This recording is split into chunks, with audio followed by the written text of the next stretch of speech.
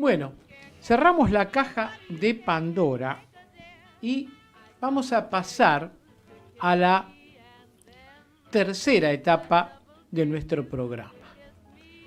Y hoy contamos con una invitada que ya se habitué en este programa. Y es una invitada, como yo menciono siempre, una invitada de lujo. De lujo como persona es sinónimo de ser humano, y de lujo en su actividad profesional. Porque ella, junto a su equipo periodístico, conduce por una radio en Rosario, la Gran Rosario, todos los viernes, un programa que se denomina El Derecho en la Vida Diaria. ¿Y por qué este programa es importante? Porque las conductoras lo hacen importante. Porque denuncian. Y ese término, para quienes incursionamos de hace muchos años en el derecho, es importante.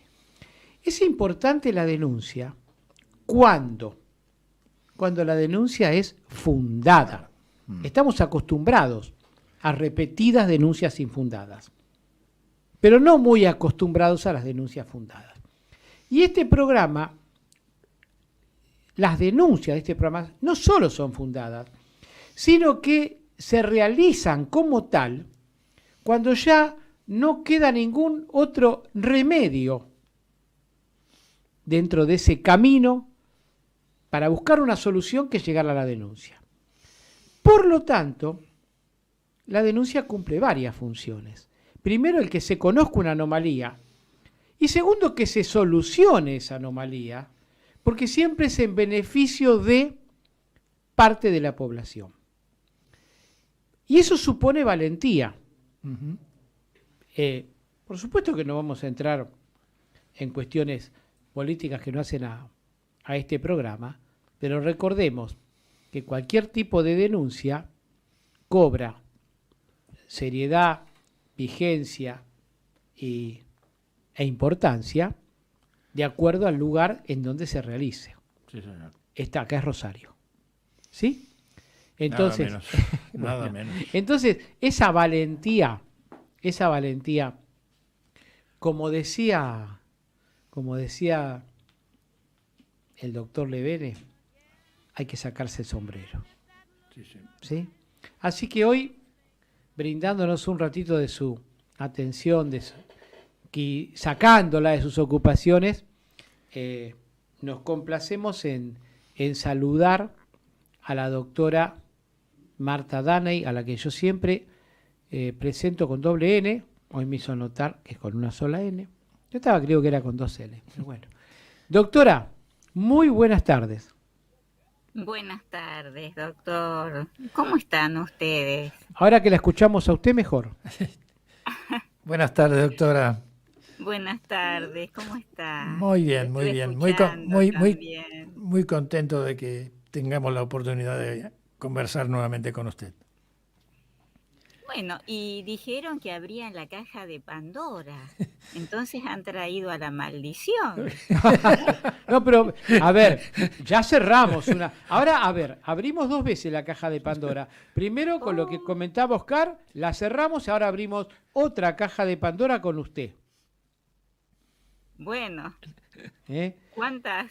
Todas las maldiciones. Son hechos. La esperanza. No. La esperanza. Doctora, Para los griegos es la maldición. Sí, pero no es así. Mire, a esta altura del partido, y como decía Jacques Cousteau, vamos para adelante. ¿Sí? Siempre que se avance y con la verdad, estamos dispuestos a aceptar las consecuencias. Bueno. Le agradezco la presentación y además los quiero felicitar porque están de aniversario. ¿Es así? ¿Cuánto llevamos de programa? Sí, ya Bueno, un tiempito. Usted conoce más que nosotros. No tenemos en cuenta cuánto tiempo hace que la dirección de este programa todavía no decidió cerrar la radio, no, clausurar el programa. No, porque no. Tenemos un operador nuevo, doctora, acá. Y recién llegó, entonces. Que también recién llegó y está puede aportar. Está haciendo puede un gesto aportar. como, por favor, cuidado que no quiero que me echen el primer día. Por lo menos terminalo. El primer día, Sebastián, lo vas a terminar, quédate tranquilo. Mañana, ¿qué es lo que ocurre? Dios sabrá. Dios proveerá. Bueno, pero hoy es un comienzo, entonces. Siempre es un comienzo, ¿no? Así es. ¿Usted qué opina? Y nosotros empezamos ya cerquita de esta fecha, empezamos un 7 de junio, el Día del Periodista, Sí. en el año 19. Por eso le digo que estamos compartiendo más o menos el inicio. Exactamente. Sí, más o menos. Doctora. Adelantamos para felicitar por el Día del Periodista a ustedes. A ustedes, grandes periodistas. Doctora. Bueno, gracias. No, por favor, dígame una cosa. Por la presentación también. La presentación hace. Fuerte. La presentación hace honor a la entrevistada. Ay, ¿qué quiere que le diga? Nada. Ahora le merecido, punto. Si usted me pregunta qué quiere que le diga, a ver, ¿de qué nos va a hablar? No le queremos preguntar. ¿De qué nos va a hablar? Bueno, usted me pintó como un programa de denuncia, ¿cierto? Y es verdad. Y bueno, y en esa tónica hay un tema que vemos que se está repitiendo mucho más en esta época, que es lo que los españoles le llaman blocking. O sea, el acoso vecinal, el acoso entre vecinos o con los administradores, porque la mayoría de las personas viven en edificios y no están exentas de estos acosos, de estos hostigamientos, de estas hostilidades. Y la hemos visto acá en Argentina hace poquito con el tema de la pandemia y con los médicos. Exacto. Hay médicos que han sido obligados a irse de sus domicilios privados porque los vecinos los echaban, porque tenían miedo de contagiarse, cuando ellos estaban sacrificándose para salvar a la demás gente. Y cuando los propios vecinos podrían haber sido atendidos por ellos. Claro que sí, pero eso no les importaba. Váyanse, no nos contagien, váyanse a otro lado. Desagradable totalmente. Y muy fuerte. Y aparte que se unían todos. No era la opinión de una sola persona, porque en eso consiste justamente el blocking. Es una persona que generalmente se oculta, está en las sombras, es un psicópata realmente, y utiliza a otras personas que son los brazos ejecutores de ese accionar. Porque el blocking, justamente la característica que tiene es esa. No es una agresión uno a uno, no es una agresión individual, es un grupo de personas. Son todos contra uno. Y también está el tema de los rumores, ¿no? El rumor es una declaración sobre una persona, un evento, una circunstancia, un hecho, donde se dice algo dirigido a una persona que no tiene pruebas, que no tiene veracidad, pero que sin embargo se propaga, y se propaga como si fuera un incendio. Y todos generalmente tienden a seguir a la mayoría. Nadie quiere pertenecer a un grupo minoritario porque le parece que está en desventaja y que entonces, siguiendo a la mayoría o a un grupo más numeroso que otro, tienen más posibilidades. Es una tendencia humana, es una tendencia biológica. Yo, doctora, si usted me permite, porque este es un programa con ida y vuelta, con ping-pong, me voy a permitir interrumpirla en alguna que otra oportunidad. Sí, cómo no. Cuando usted dice son psicópatas, yo usted es abogada, brillante abogada con una exitosa trayectoria, y yo soy abogado. A veces el término psicópata me resulta un poco incómodo. ¿Por qué? Porque el psicópata como tal puede aparecer como un inimputable. Y en este caso no son inimputables, son completamente imputables. Porque no es un psicópata puro, lo que Claro. se dice un psicópata puro, es un psicópata integrado, es un psicópata normalizado. Bueno, Y generalmente es bien psicópata aceptado normalizado no lo por escuché nunca. Muy buena esa, ¿eh? Esa la voy a utilizar en mis causas, nunca la escuché. Psicópata normalizado, me gustó. Lástima que no está Omar Gabriel acá, ¿qué opina? Me gustó, perdóneme, perdón. Y bueno, justamente hablando de normalizado, se habla también del síndrome de Procusto, ¿no? Ese personaje de la mitología griega, que era un posadero que se caracterizaba por ser un buen anfitrión, se consideraba, ¿no? Por eso le digo, dígame usted si es psicópata o no ahora, Procusto. Entonces, usted lo debe conocer. Conozco referencias, pero no me puedo adentrar en la historia porque acostumbramos en este programa a no mentir.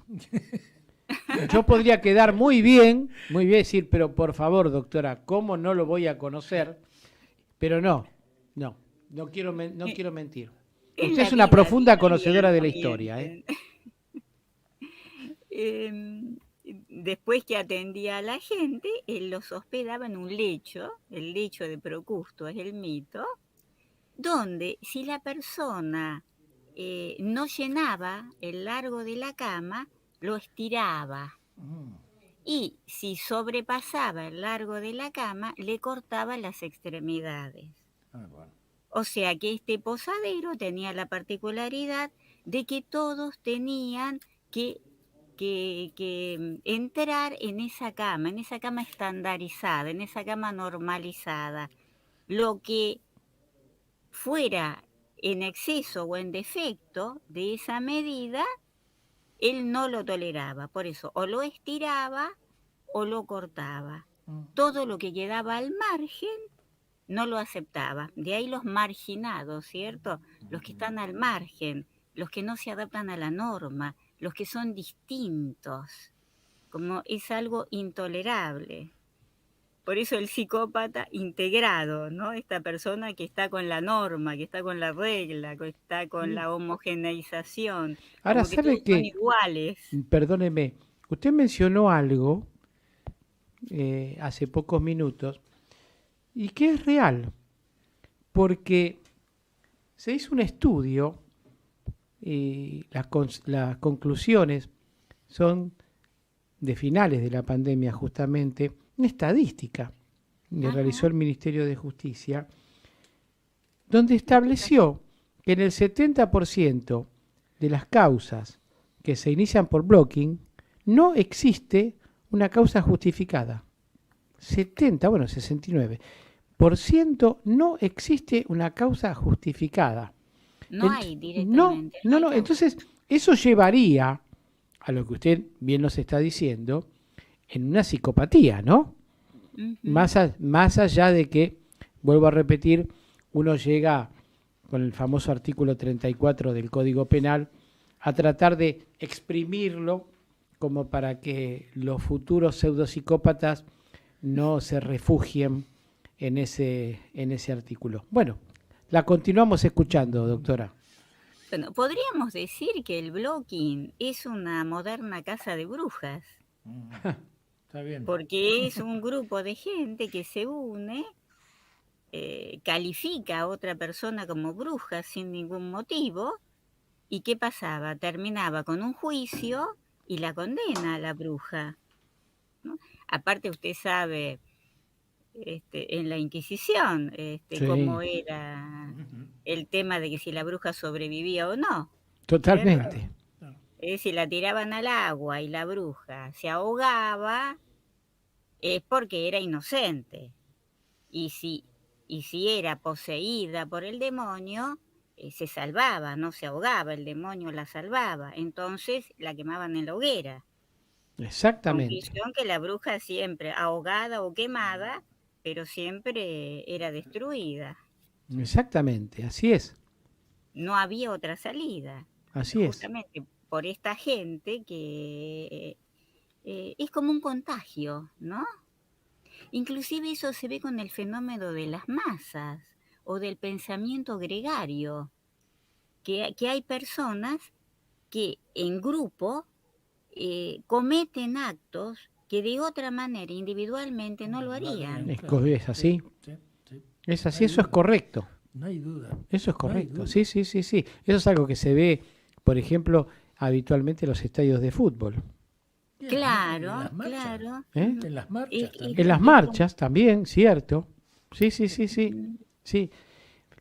Bueno, fíjese usted, ¿a qué punto nosotros todavía, como sociedad, no le hemos encontrado ni siquiera un principio de solución a esta cuestión desde el punto de vista del derecho, me refiero, no desde el punto de vista político, porque sería, vuelvo a repetir, entrar en un terreno que no nos interesa incursionar. Pero hablando, por ejemplo, de los desmanes que se cometen en los estadios de fútbol y son desmanes no individuales, porque como usted bien dijo, individualmente no tendrían la valentía de hacerlo, por contagio actúan. Fíjese que no se ha encontrado la solución y entonces, ¿cómo se corta el problema de raíz? Y la parcialidad visitante no concurre. Entonces, esto me hace acordar, y usted que es una persona de derecho me va a permitir esta pequeña reflexión. Sí, cómo no. Y quiero saber qué opina, por favor. Que yo he criticado muchísimo, digo yo no porque me pongo adelante, porque somos un grupo minoritario, los que hemos realizado una crítica con un tema. Hasta hace unos años atrás, la policía podía tomar declaración a la persona que se la detenía porque se consideraba que estaba cometiendo un delito. La vez que tomaba declaración, así lo establecía el Código Procesal de la Nación, era llevada al juez natural, y cuando era llevada al juez natural, ya iba con la declaración de culpabilidad, es decir, aceptando el haber dolosamente cometido el delito, que era lo que le refería al juez natural: soy inocente, pero usted declaró esto. Sí, bajo apremios ilegales. Una vez, 2, 3, 4, 10 veces. Entonces, ¿cuál fue la solución que se le encontró? Una muy sencilla: que la policía, las fuerzas de seguridad, no tomen más declaración. Fíjense ustedes la solución. Es decir, no tomen más declaración. Entonces, ¿por qué yo formo parte de una opinión minoritaria?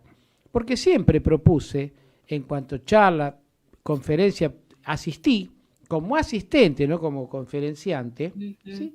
¿Qué propuse? Que la ley nos daba a nosotros las armas como para terminar con esto. Es decir, si nosotros tenemos funcionarios, teníamos, o tenemos y tendremos, porque el ser humano es así, corruptos, que para engrosar las estadísticas apremiaban para lograr una confesión bajo apremios ilegales, la solución no pasaba por no indagar más. ¿Por qué? Porque si la policía en el acto de servicio no indaga, está perdiendo fuerza la investigación. Es decir, son 3, por ejemplo, 4, los delincuentes que están cometiendo un delito. La policía no puede preguntar en el momento del hecho, ni siquiera puede saber quiénes integraba la banda, para dónde escaparon, ¿sí? Entonces, estamos menguando la posibilidad de la policía. ¿Y qué sucede? Con esto sí, evitamos el apremio ilegal. ¿Qué era lo que nosotros proponíamos? Algo muy sencillo, que la policía siga indagando.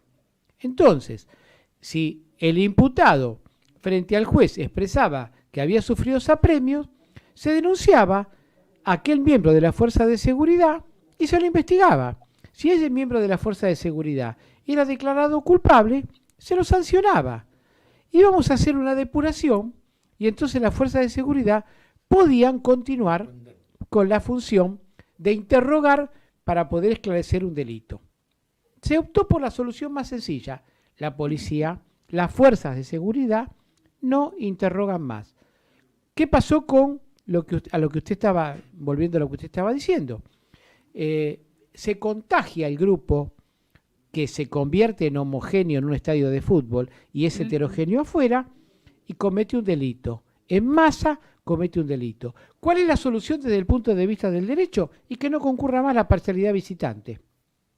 O sea, quitarle un derecho totalmente, a la otra parte. Totalmente, porque no somos capaces de buscar la punta del iceberg para solucionar el problema. ¿Se da cuenta? Yo creo que, no sé si usted coincide con lo que yo le estoy diciendo. Sí, por supuesto. Sí. O, por ejemplo, tratar de buscar un porqué, una justificación, o tratar de legitimar el acto. Totalmente. Cuando no hay una causa, como habíamos dicho antes, no hay un porqué. No hay un porqué. Es porque sí. O el acosador, por ejemplo, tal vez porque se siente frustrado y proyecta esa frustración en el otro. O porque tiene un trabajo que él no tiene, o porque tiene un título que él no tiene. Probablemente. Y usa esos famosos monos voladores, que son los otros que lo apoyan. Claro. Se les dice monos voladores porque sale del Mago de Oz. ¿Sí? Que la bruja mala mandaba a sus secuaces a que destruyeran, a que mataran. Por eso monos voladores, ¿no? Es así. Que son el brazo ejecutor del otro que trata a los demás vecinos, los trata amablemente, los trata bien, y entonces se unen contra un vecino o porque sobresale, o porque tiene un defecto, o porque es un discapacitado, Exacto. o porque es gordo, porque es drogadicto, porque es distinto. Es lo que decía Napoleón, el principio de dominación sobre el más débil. Claro. Sí, perfectamente. O el ansia de tener poder. También. Claro. De ese poder que no tiene en los hechos, proyectarlo atacando a alguien. Bueno, pero y consiguiendo que los otros compartan ese ataque. Usted bien porque van con la mayoría. Doctora, usted porque bien lo si dice. Si no me uno, a lo mejor me lo hacen a mí. Pero, doctora, usted bien lo dice, el poder que no tienen. Claro. Yo creo, esto en más de una oportunidad lo hemos mencionado, y en realidad de psicología entiendo prácticamente nada, pero me da toda la impresión de que el complejo de inferioridad se refleja ahí, Sí, por supuesto. Un complejo de inferioridad se refleja ahí. Doctora, si a usted le parece bien, vamos a hacer una pequeña pausa musical y le pedimos que se quede unos minutos más con nosotros y ya continuamos. Bueno, y a la vuelta le cuento el origen del 911 a consecuencia justamente de esto. Por favor, estamos ávidos de escucharla. Esa información. Sebastián, ¿qué tenemos ahora? Hasta las 18 horas por Radio MEP estás en Opiniones a la Carta.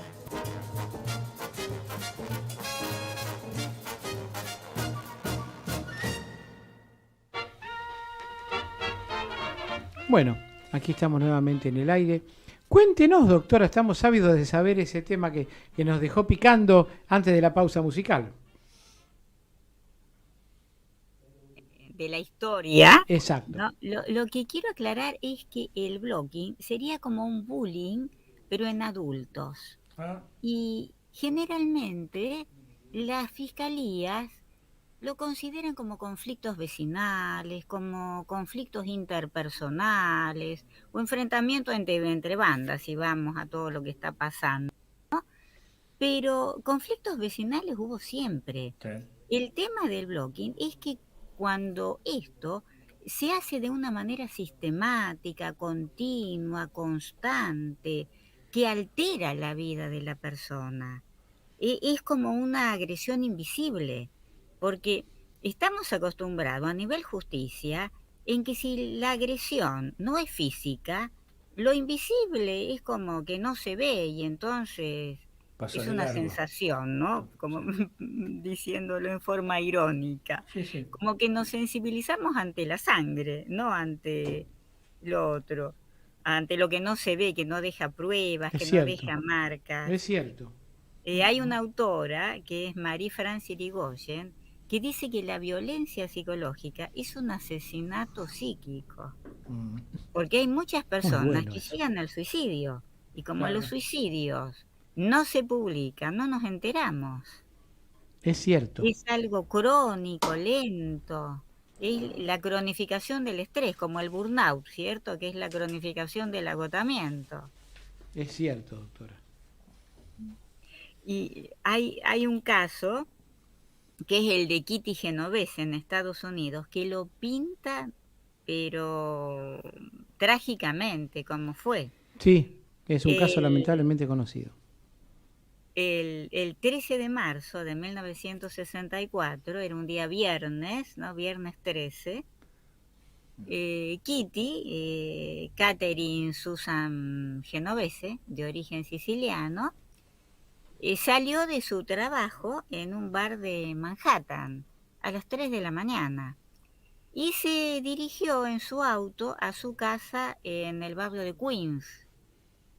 Llega, estaciona y resulta que ahí tuvo la mala suerte de encontrarse con una persona, un negro, no por ser racista, ¿no? Pero No, no tiene nada que ver. es un hecho, es un Es la negro descripción. que a las 2 de la mañana se había despedido de su esposa con un beso, había tomado su auto y había salido a matar a una mujer. Ella baja de su auto, él le da 2 puñaladas, una en el abdomen y otra en la espalda. Ella grita, ¿no?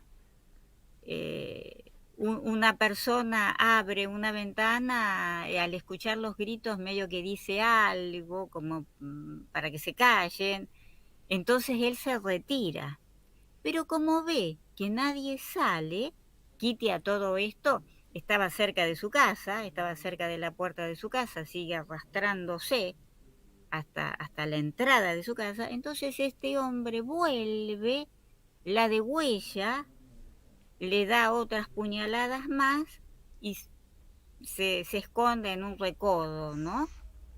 Y como ve que tampoco no pasa nada, ya en el suelo, estando Kitty en el suelo, la remata, inclusive la quiere violar, pero claro, se dio cuenta que estaba con la menstruación, entonces no tuvo ganas, le robó los $49 que tenía de propina y se fue tranquilamente por donde había venido. ¿Cuánto duró todo esto? 35 minutos. ¿Cuántos testigos hubo? 37. Hay un dicho, ¿no? Que dice, mi vecina es una bisagra, si no está en la puerta, está en la A la ventana. ventana. Estaban todos mirando, pero nadie se atrevió a nada, por miedo, para no involucrarse. Recién cuando este hombre se fue, uno de ellos consultó a un amigo de él en la guardia, preguntándole qué hacía. Y ahí decidieron llamar a la ambulancia. Bueno, murió en el camino, aguantó bastante, Kitty Sí, Genovese. Murió en el camino hasta el hospital. Y después, a consecuencia de la investigación, se supo que había una patrulla a 2 minutos del lugar. Cosa que si hubieran llamado enseguida, podrían haberle salvado la vida. totalmente. No esta persona, el asesino en ese momento, no lo encontraron, porque con todo esto el hombre ya se había ido tranquilamente. Cae después por otro hecho, y ahí es cuando, en el año 67 más o menos, y ahí es cuando confiesa haber matado a Kitty y a otras 2 chicas más. ¿Por qué la mató? Y porque sí, porque como declaró, salió a matar una mujer, porque tenía ganas de matar, ¿no? Y estando preso, fue condenado a cadena perpetua, ¿no? Estando preso, se metió una lata de sopa por atrás, lo llevaron a la enfermería, ahí le golpeó a un guardia, lo abusó, y bueno, mm, lo terminaron volviendo a apresar, ¿no? Eh, En ese caso, por lo poco que yo recuerdo, no fue declarado inimputable. no, lo condenaron a cadena perpetua. Sí. No fue declarado inimputable. Y hay gente que ha estudiado este tema. Bueno, a consecuencia de esto es cuando tuvo una repercusión muy grande, salió en los medios, en los sensacionalistas más que nada, mal llamados sensacionalistas, porque realmente pintan los hechos de manera cruda. Claro. Y de allí entonces se implementó el 911, un número de teléfono que fuera fácil de discar y fácil de recordar, para que la gente, sin exponerse a la situación, cómodamente desde su casa llamara y solicitar el auxilio o comunicar el hecho que estaba sucediendo. Y lo que es triste es que muchas de estas acciones se hacen porque se disfruta del hecho. Ese es el motivo, disfrutar del sufrimiento ajeno. ¿Es así? Como una droga. Sí. ¿Es así? Es algo que le produce bienestar. ¿Sí? Como el que le pincha el globo a un nene, ¿Sí? yendo a un tema más nimio, ¿no? ¿Y por qué? Y porque Para asustarlo. le gusta, ¿por qué? O el que maltrata a un animal. Hay una película americana con Kevin Costner, Mr. Brooks, que está tomada de la vida real, un caso real, por supuesto. Mr. Brooks era una persona que durante el día era un excelente padre de familia, con su esposa, con su hijo, y después sentía una compulsión una vez por mes, una vez cada 2 meses, y salía a matar. Y disfrutaba la agonía de la víctima. Por supuesto, no era inimputable. No era inimputable. No. Porque yo creo que usted dijo algo que a mí me parece que es tan exacto. Y en los consorcios, volviendo al tema con el que usted se inició, ¿no? Muchas veces ocurre que en estos casos, e insisto, usted dio en la tecla y no es sencillo hacerlo, acá hay un problema de poder, pero como no pueden ejercer ese poder en ningún otro ámbito que no sea el limitado a un consorcio, lo ejercen ahí con el cargo que detentan, en este caso el más común, que es el administrador. Pero que justamente son estas personas que fuera de ese ámbito sienten interiormente, diríamos que hasta un cierto fracaso en su vida, porque en relaciones laborales exteriores al del administrador, por ejemplo, de un consorcio, se sienten sometidos a la autoridad de alguien que obviamente siempre, a ver, todos tenemos una autoridad por encima nuestro. Entonces, esta persona o estas personas lo canalizan en el consorcio. Y justamente también, como usted bien lo dijo, el contagio que se da entre los integrantes del consorcio suelen ser entre personas que tienen, a ver, quizás el término que voy a utilizar no es el más adecuado y puede crear susceptibilidad, a quien tiene una cierta vulnerabilidad intelectual, porque quien realmente se siente seguro de sí mismo nunca puede ser influenciado en una reunión de consorcio más allá de que el administrador del consorcio intente hacerlo. Por supuesto, aparte que el administrador del consorcio es un empleado, es un contratado y puede hacer cualquier barrabasada porque de todas maneras no pone un peso. Todo lo descarga en el consorcio. Claro, pero ese razonamiento que está haciendo usted no es el razonamiento que realizan los consorcistas. No, porque no, si realizaran quieren quedar esto, bien, claro. claro, pero que si, a ver, si pudiesen razonar lo que usted justamente está razonando ahora, no permitirían que ejerciera ese poder impune el administrador del consorcio. No, no.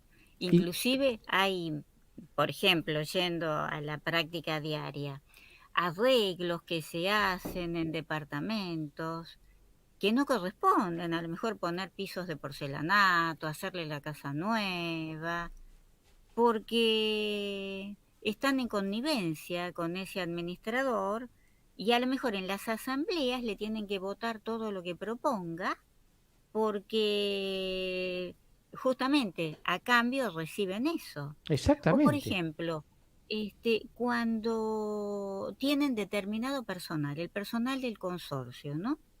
Y hay una persona que tiene que hacer un arreglo en su casa, en su domicilio, en el templo, digamos, en la privacidad de su domicilio, que corresponde al consorcio porque son cañerías comunes, Sí. supongamos. ¿Tiene esa persona derecho a contratar a su propio profesional, a su persona de confianza para que entre en su casa, presentando presupuesto, Exacto. ofreciéndole videollamada para que vean que el hombre está trabajando, mandándole fotos? Inclusive, si hay problema de costos, se puede reconocer hasta lo que cobra el personal del consorcio. Personal es una manera de decir. Sí, sí, por Porque supuesto. son personas que, Por supuesto. que tienen una relación con el administrador y que los manda. Por supuesto.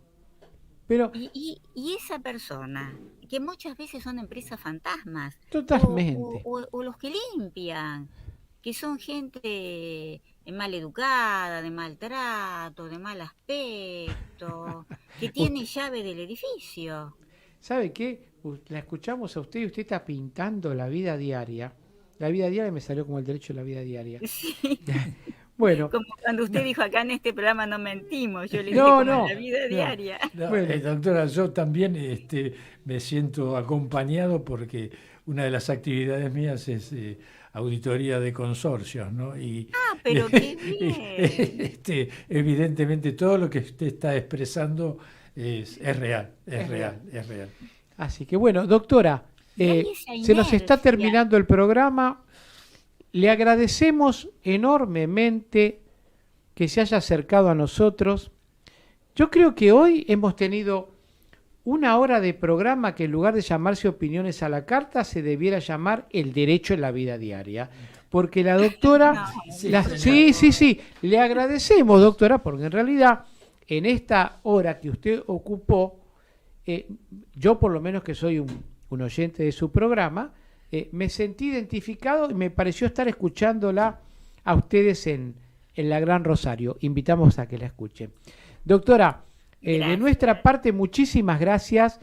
Usted sabe que es una invitada especial y que no va a pasar mucho tiempo hasta que la convenzamos de vuelta para escucharla en este programa. Y desde luego que cuando viaje a Buenos Aires es una invitada de honor nuestra.